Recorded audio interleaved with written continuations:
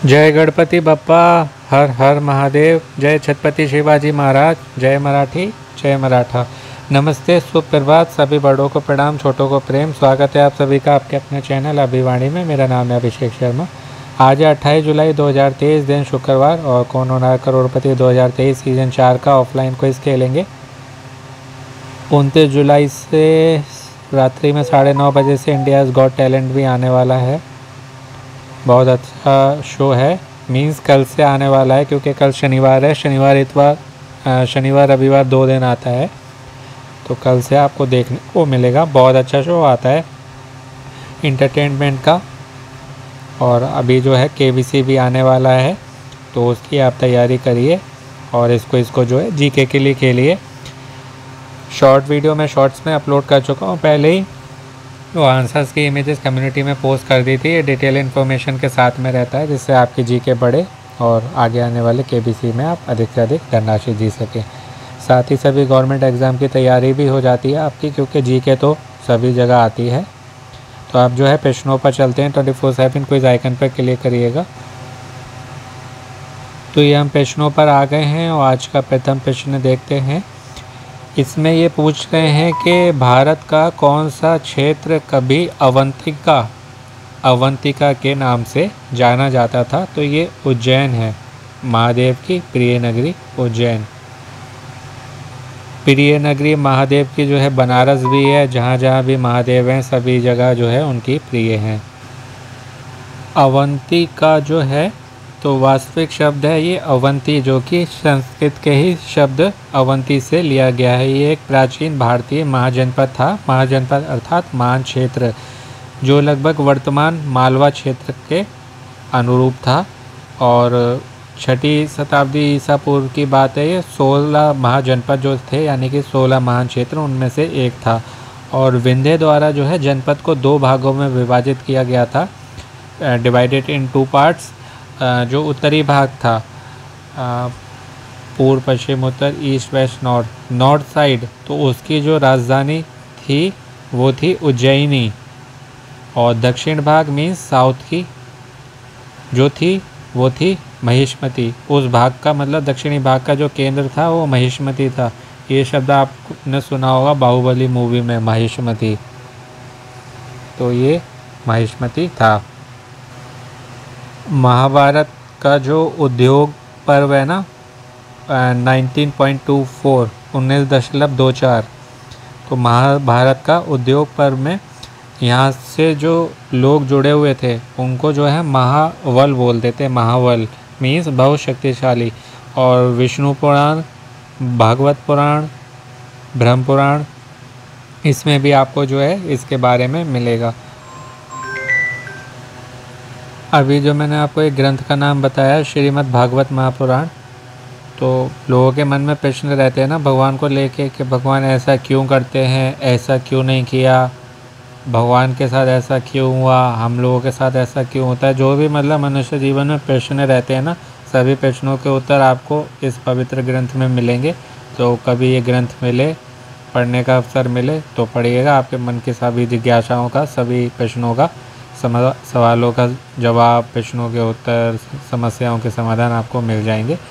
और जो है श्रीमद् भगवत गीता, तो उसको पढ़ेंगे आप तो आपको जो है धर्म का ज्ञान आएगा। मोह माया से आपको दूरी होगी, विरक्ति होगी, और आपको जो है वास्तविक ज्ञान प्राप्त होगा। तो पढ़ा करिए, समय निकाल के आधा 1 घंटा से स्टार्ट करिए अपना। दिन के समय में कभी पढ़िए, स्नान करने के बाद स्वच्छ वस्त्र पहन के। अब जो है दूसरे प्रश्न पर चलते हैं। दूसरे प्रश्न में ये पूछ रहे हैं कि कौन सा किला छत्रपति शिवाजी महाराज का जन्म स्थान है। तो 17वीं शताब्दी का महाराष्ट्र के इतिहास में एक महत्वपूर्ण स्थान रखने वाला पुणे जिले के उत्तरी किनारे पर जुन्नार के पास स्थित है शिवनेरी किला। वहाँ पर छत्रपति शिवाजी महाराज का जन्म हुआ था। तीसरे प्रश्न की तरफ चलते हैं। इसमें पूछ रहे हैं इसरो की फुल फॉर्म। तो ये होती है इंडियन स्पेस रिसर्च ऑर्गेनाइजेशन। बहुत सिंपल क्वेश्चन है। हिंदी में इसको बोलेंगे भारतीय अंतरिक्ष अनुसंधान संगठन। भारतीय अंतरिक्ष अनुसंधान संगठन। इसकी देखरेख सीधे तौर पर भारत के प्रधानमंत्री करते हैं और इसको जो चलाता है यानी कि जो इसका संचालन करता है वो है DOS means department of space, अंतरिक्ष विभाग, डिपार्टमेंट ऑफ स्पेस। और दुनिया की जो 6 सरकारी अंतरिक्ष एजेंसियां हैं, 6 सरकारी अंतरिक्ष एजेंसियां, उनमें से ये एक है हमारा भारत का इसरो। कब हुई थी इसकी स्थापना? 15 अगस्त 1969 को, 15 अगस्त 1969 में। पहले जो इसको एजेंसी चलाती थी वो कौन थी? वो थी इनकोस्पार, INCOSPAR, इनकोस्पार, जिसको हम प्रीसीडिंग एजेंसी बोलेंगे। और ये कहाँ पर है? तो ये बेंगलोर कर्नाटका में है। इसके साथ ही इसके अध्यक्ष की बात करें, कौन है वर्तमान में? वो हैं श्रीधर सोमनाथ, अध्यक्ष हुए चेयरमैन श्रीधर सोमनाथ जी। और इसके कर्मचारी हैं लगभग 16,786। 2022 की बात है, 16,786। ये 2022 में है, अभी 23 चल रहा है तो जहाँ तक है और बढ़ गए होंगे। और ये अंतरिक्ष अनुसंधान ये वही है इसरो जो है जिसने अभी आपने सुना होगा चंद्रयान 3, तो जहाँ जिनके उसकी सहायता से ये लॉन्च हुआ है तो वो इसरो से ही हुआ है। और हमारा चंद्रयान 3 पहले जो है विक्रम साराभाई ने इसके बारे में सोचा था कि ऐसा कुछ अनुसंधान होना चाहिए। तो अंतरिक्ष अनुसंधान के लिए भारतीय राष्ट्रीय समिति जो थी, जो मैंने अभी आपको ऊपर मतलब अभी पहले बताया था इनकोस्पार, तो उसकी स्थापना भारत सरकार द्वारा की गई थी 1962 में, 1962 में। और 1969 में जब मैंने आपको बताया था 15 अगस्त 1969 1969 में, तो DAE के भीतर जो है इसरो बनाया गया, मतलब इसके अंडर में DAE।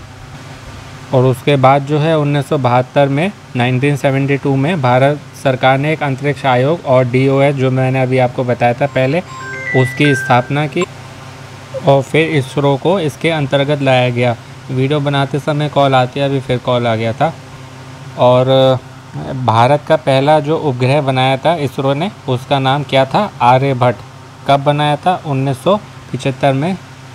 सोवियत अंतरिक्ष एजेंसी जिसका नाम था इंटरकोस्मोस, इसके द्वारा लॉन्च किया गया था इंटरकोस्मोस, जो कि सोवियत की अंतरिक्ष एजेंसी थी।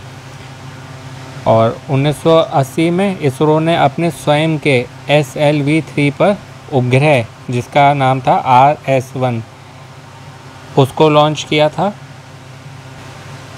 और इसरो के पास जो है रिमोट सेंसिंग उपग्रहों का दुनिया का सबसे बड़ा समूह है जो रिमोट से चल सकता है। और ये है जो है इसका नाम जो है गगन और इनस है।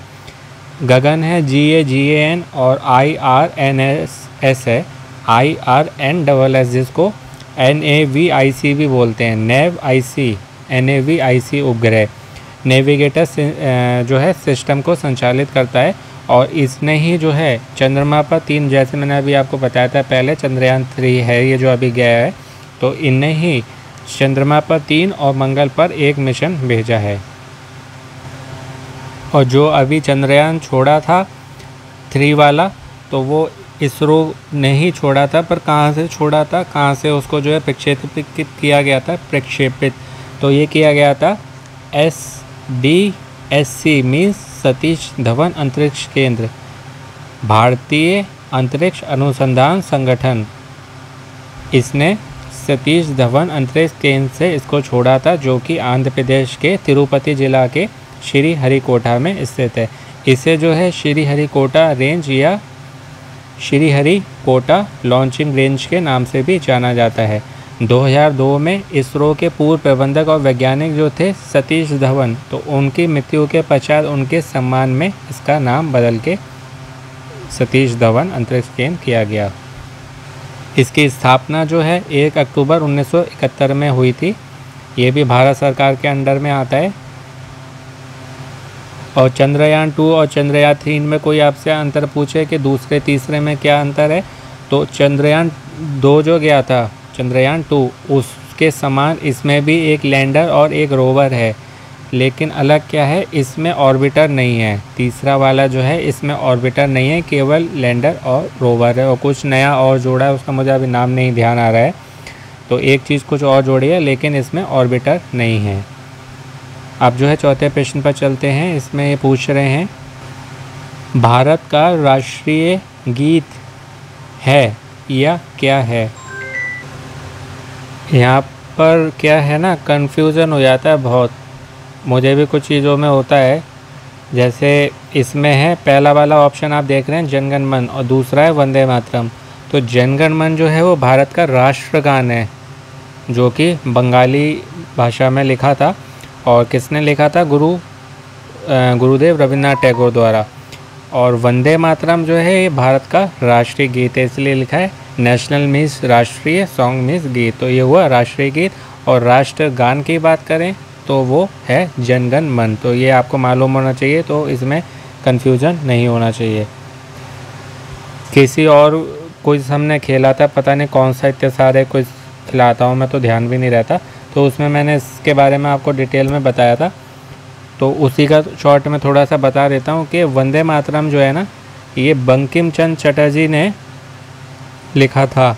ये दरअसल गीत नहीं है, ये एक तरह की कविता है। 1870 के समय में, 1870 में, ये बंकिम चंद्र चटर्जी द्वारा संस्कृत में लिखी गई एक कविता है, जिसको इन्होंने 1882 1882 के उनके बंगाली उपन्यास जो था, जिसका नाम था आनंद मठ। अब जैसे इतना सरल तो आपसे पूछेंगे नहीं कि वंदे मातरम जो है किसने लिखा था, कब लिखा था।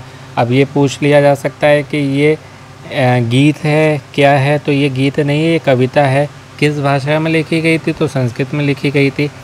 और उसको जो है कहाँ से फिर इन्होंने कहाँ सम्मिलित किया था, कहाँ जोड़ा था, तो 1882 के बंगाली उपन्यास जिसका नाम था आनंद मठ, उसमें इन्होंने उसको शामिल किया था। और इस कविता को पहली बार रविन्द्रनाथ टैगोर, जिन्होंने जनगण मन लिखा था, भारतीय राष्ट्रीय कांग्रेस के 1896 का जो सत्र था उसमें इन्होंने गाया था। और आज का पांचवा अंतिम प्रश्न है कि AR रहमान ने, अल्लाह रखा रहमान ने ऑस्कर अवार्ड किस मूवी के लिए जीता था। तो इससे जुड़ा हुआ प्रश्न हम पहले भी खेल चुके हैं। स्लम डॉग मिलेनियर मूवी है, जैसे कौन बनेगा करोड़पति जो गेम है ना, उसी पर ही ये बनी है, स्लम डॉग मिलेनियर। इस मूवी को बहुत सारे अवार्ड मिले थे, डैनी बॉयल ने बनाई थी, और 23 जनवरी 2009 में आई थी, 23 जनवरी 2009। और इसमें जो है, जो भूमिका सचिन खेड़ेकर सर और अमिताभ बच्चन जी निभाते हैं, वो इसमें अनिल कपूर ने निभाई थी। तो ये करोड़पति गेम पे ही डिपेंड जो है एक मूवी थी, और उसमें इन्होंने स्लम डॉग मिलियनेयर के लिए अल्लाह रखा रहमान ने अवार्ड जीता था। कई सारे इसको अवार्ड मिले हैं, बेस्ट पिक्चर का मिला है, बेस्ट म्यूज़िक का मिला है। तो यहाँ बात म्यूज़िक की हो रही है, तो वो AR रहमान का नाम इसमें आया। तो ये थी बात आज 28 जुलाई 2023 दिन शुक्रवार के कौन होना करोड़पति 2023 सीजन 4 के ऑफलाइन क्विज़ की। आशा करता हूँ आपको अच्छे से बता पाया होंगे, आपकी जीके और इम्प्रूव हुई होगी और गेन हुई, साथ ही रिवीजन भी हो गया होगा जिनको पहले से नॉलेज थी।